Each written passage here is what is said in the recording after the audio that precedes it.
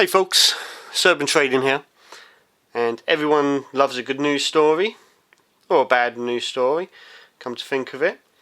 And this is pretty good news. A stock that I bought a little while ago and was dripping a little bit of funds in. It's actually shut up this week, and you can see that bar there. That's quite an impressive bar for a week's worth of trading. And we are up 309.25%. So that's probably one of the biggest returns I've ever had in a single week. I've had a couple of 200% returns before, but over 300%, that's pretty impressive. We can have a quick look at the daily chart. You can see Monday it popped up 43%, Tuesday up another 94%, a little bit of a pullback on the Wednesday, down to sort of 15%, and nice reversal day on the Thursday, back up almost 11% there, and finally Friday closing out at the highs as well, up another 56%. Cracking move for this stock, Ferro-Alloy Resources. Let's have a look at the reasons why. So on Monday, RNS was released, just giving an update of the production and operations, and it's all pretty much good news.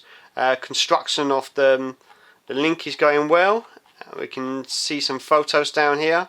This is what they did the last raise off at 8p. Apparently 55% of the construction work is now finished on that, so they'll be able to get their production. They were aiming for 1,500 tons of vanadium. This has got a bit of interest, and we'll see this on the second RNS, which came out the same day, Monday morning. This is highlighting that big investor, Mick Davies, who has set up a investment fund, Vision Blue Resources, has agreed to make an investment into Ferro-Alloy Resources. And there's also the proposal that Mick Davies will be appointed as chairman. And this is the website of Sir Mick Davies' investment fund, Blue Vision Resources, and they're looking to create a portfolio of investments in battery and technology metals and minerals. And currently they have two investments. NextSource, which is a graphite miner based in Canada. Not really looked into them, so I don't know what the investment sort of thesis behind them is. And of course Ferro-Alloy Resources, which is what we're interested here. So let's have a look at the other RNSs.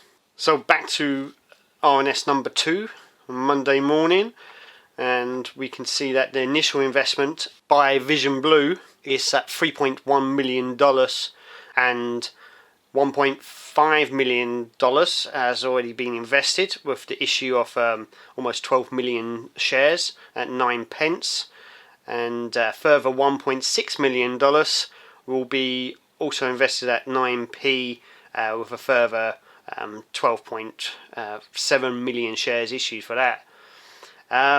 Something quite interesting, they also have rights for further investments, but this is the most interesting paragraph I found, and that's construction funding rights, and that's a right to purchase $10 million of additional shares at a strike price of 25p per share, and an additional right to purchase $20 million worth of shares at a strike price of 78p per share. So what does this really mean? This means that Ferro-Alloy Resources is basically fully funded up to construction. They've got 650 million potentially. If they want to fundraise, they can get that money and they can push forward their construction. So they've skipped all the problems that Bacchanal Lithium had with trying to raise funds. They already have a big investor on board which is willing to back them to the point of construction and into production. Let's check out the other RNS. So third RNS, it's on the 16th, be the Tuesday, and clearly the current chairman, Chris Thomas, thinks that this is a really good investment prospect because he's bought a further 5.7 million shares, showing a lot of faith in the company. We had one more RNS, and that was issued Thursday and simply confirms the issuance of the 11.9 million shares for the initial funding that we had in the RNS on Monday.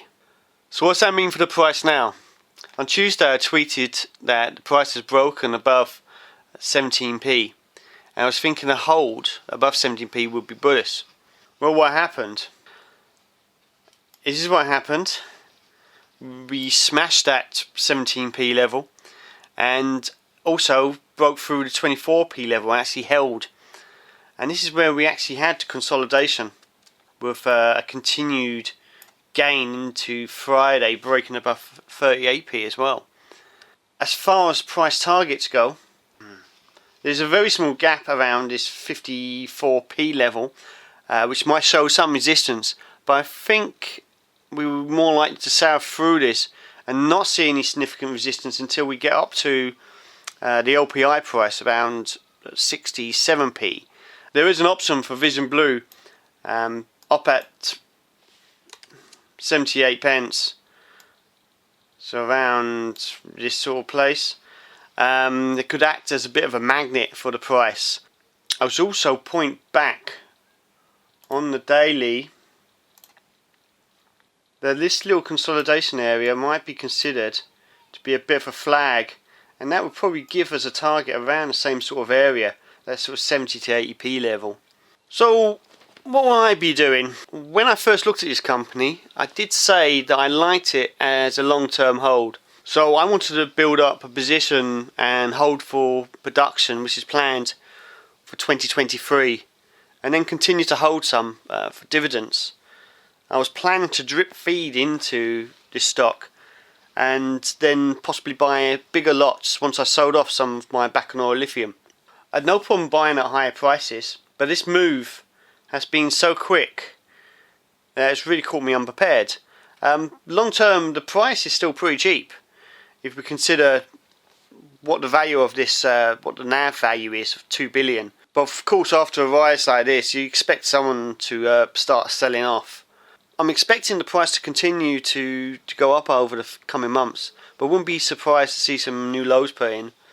And the obvious candidates are 38p in that sort of 24, 25p level. And Vision Blue also have an option to buy around the 25p level in any case, or to buy issued shares for 25p. So that likely seems to be a strong support level if it did get back down there. Hopefully before this happens, we'll see a re-rate in Bacanora lithium, and I might have some cash to buy some of the dips. Although I didn't get to buy as much as I would have wanted to at lower levels because I had so much cash tied up in Bacanora, this move did put this stock into my third largest holding. One other thing to look at possibly just before we stop, and that would be the price of Vanadium, what it's actually currently doing. It's a little bit too far out at the moment. So zoom into the 3-year chart, and you can see it came off from a high of $28 per pound and went down to a low around sort of $5, just under $5. It's just slightly just lifting up at the moment, but if you look at the longer term chart, you can see that they do have these price spikes every so often. So if I ever was thinking of offloading this stock, one of these price spikes would be the sort of time to do that. So as always, I hope you got something from that video. If you did, just smash the like button, and don't forget to leave a comment down below if you're investing here, if you've had a great week like I have. Let me know what you're doing down below, and hopefully I'll see you in the next video.